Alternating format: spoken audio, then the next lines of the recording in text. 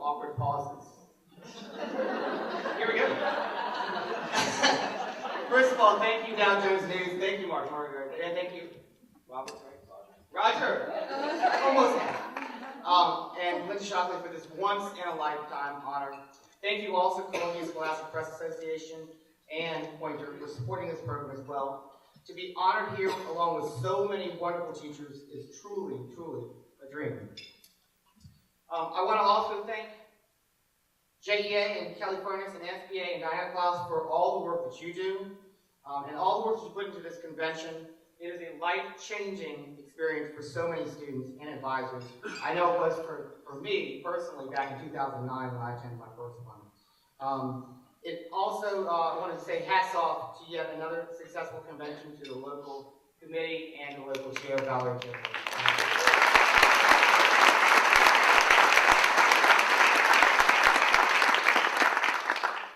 Also, thank you for all the guidance that you've given me and so many advisors along the way.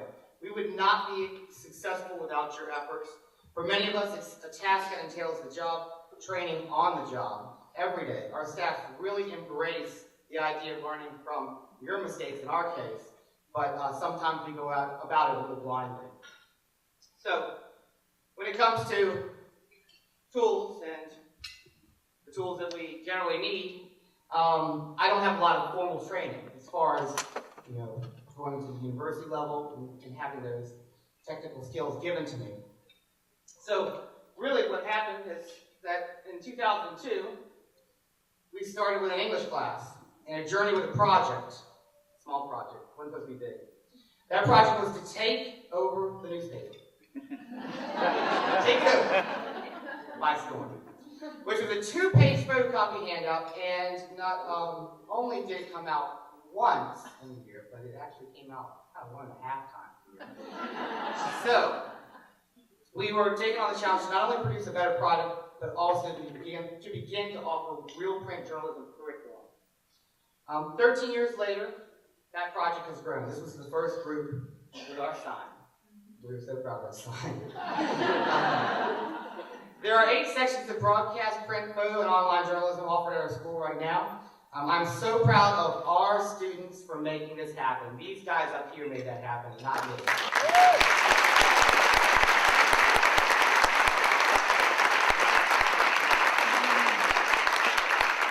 And you know this more than I do, but it's the passion of the students who want to do more each and every day that our program and your programs grow. This is not an easy battle, though. If your school system is like our system, they are looking to cut costs everywhere they can. To dedicate an English teacher to teach 5 electives is not a very popular decision right now, especially when you think about the financial strains. How can they afford to pay someone to not teach standard-based core curriculum courses? That's the question they always ask themselves. This pressure pushes us every day to do better work. One thing that I learned very early is that no one can do this job alone. As a young advisor, I actually thought to myself, this is so naive, that if I didn't do it, it wouldn't get done. You probably thought that yourself. You might be thinking it right. This was such a huge error in thinking. And I learned this through the hard way, but you must teach, and then you must trust. And in that trust, you're teaching your students how to report, write, take photos, and then to perform. That's why it's so appropriate that our theme here is We the Media. Journalism is the opportunity to champion collaborative, project-based learning. Journalism students are greatest at working together. In our classroom, we have 17 computers, which might seem pretty good. But it's not a lot when only 10 of them have software that's needed for the production. In addition, cameras and other technology are limited too. My broadcast yearbook and newspaper students are the best at sharing, really good sharing, even if they don't want to admit it.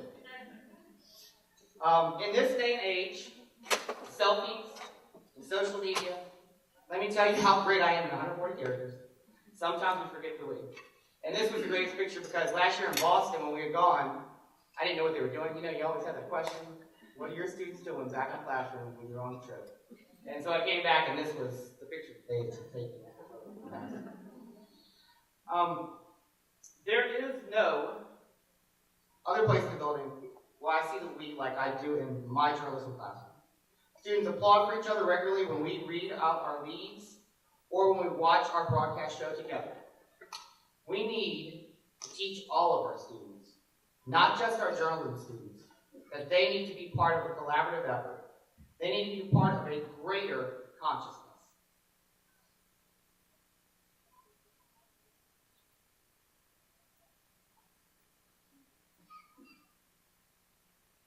They need to have a greater passion, and that as students and journalists, we can make a difference.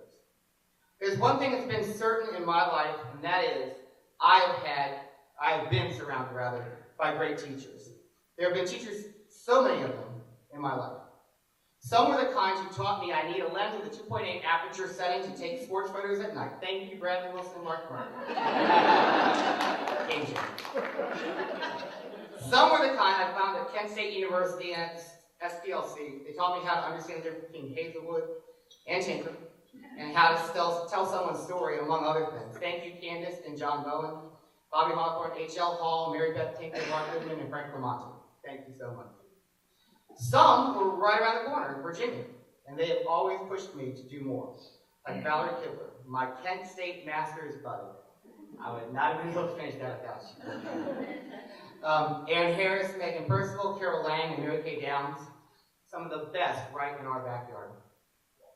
Some were across the country and kept me constantly searching for new tech ideas to teach my students, like Aaron Mantle, Don Goble, Mike Hernandez, Ellen Austin, Jim Streisel, and the rest. And then there were the ones in my life who taught me other lessons. What can I share from my teachers? First and foremost, recognize your teachers. Identify them. Look for them every day. You might meet them immediately following this lunch.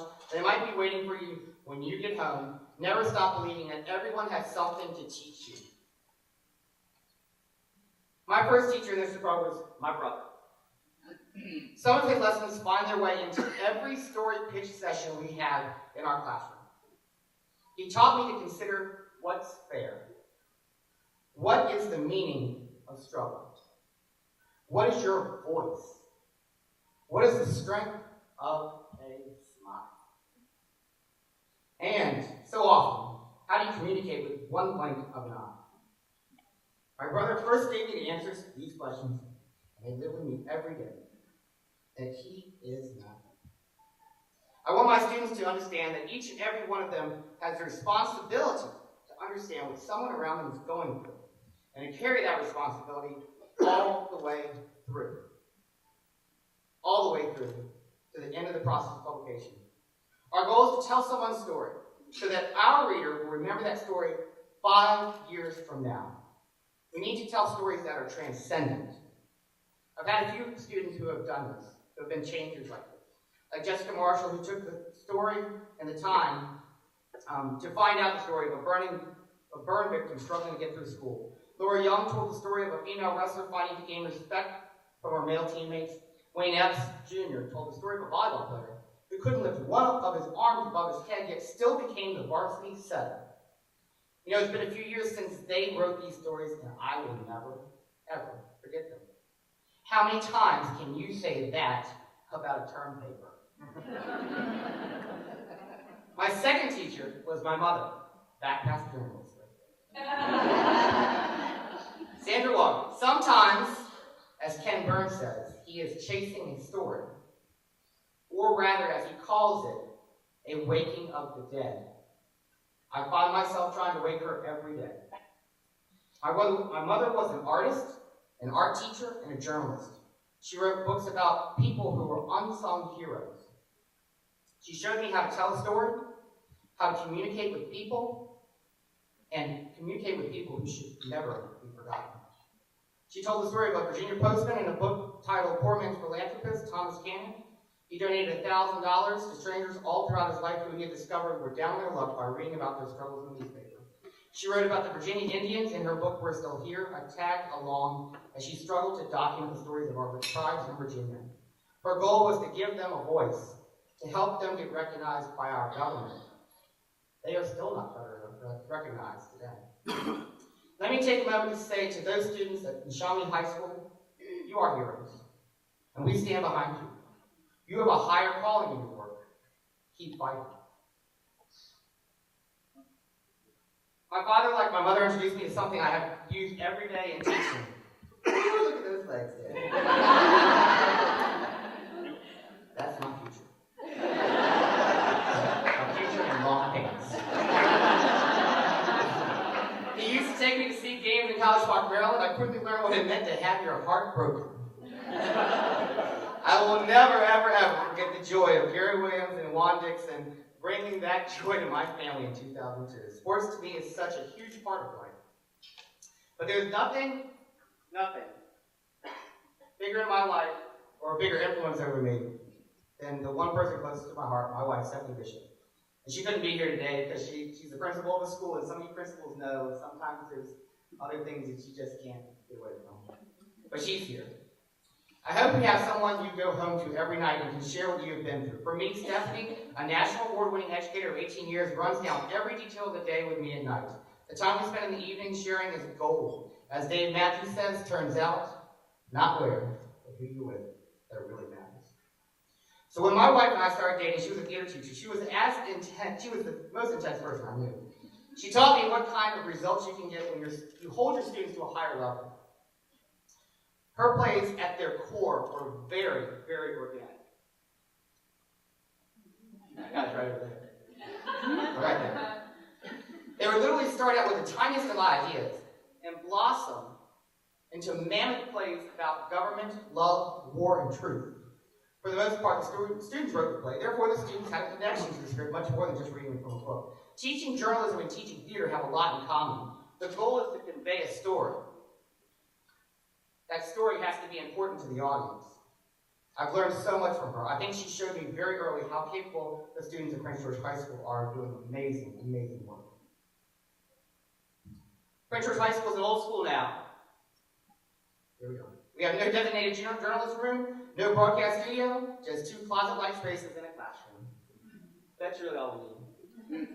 The space we have is no different from any other English class in our way. But you would never know that if you walked by the classroom. We have never let our resources be an excuse. In our room, we live by a code. You can make excuses or you can make it happen. Or you may choose the more popular version of this. Do or do not. Advisors have the power to transform. You have the power to transform education. You don't have to settle for standardized tests. Please don't settle for standardized.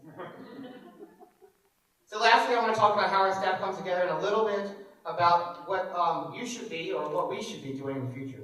So part of this job I love, the most part, is storytelling. I love the way the storytelling has been told through comic books. In the early 90s, it was Superman, Batman, and Spider-Man. I think most people know those characters. But for me, it was the Teenage Mutant Ninja Turtles, Service, and adolescent radioactive black belt hamsters.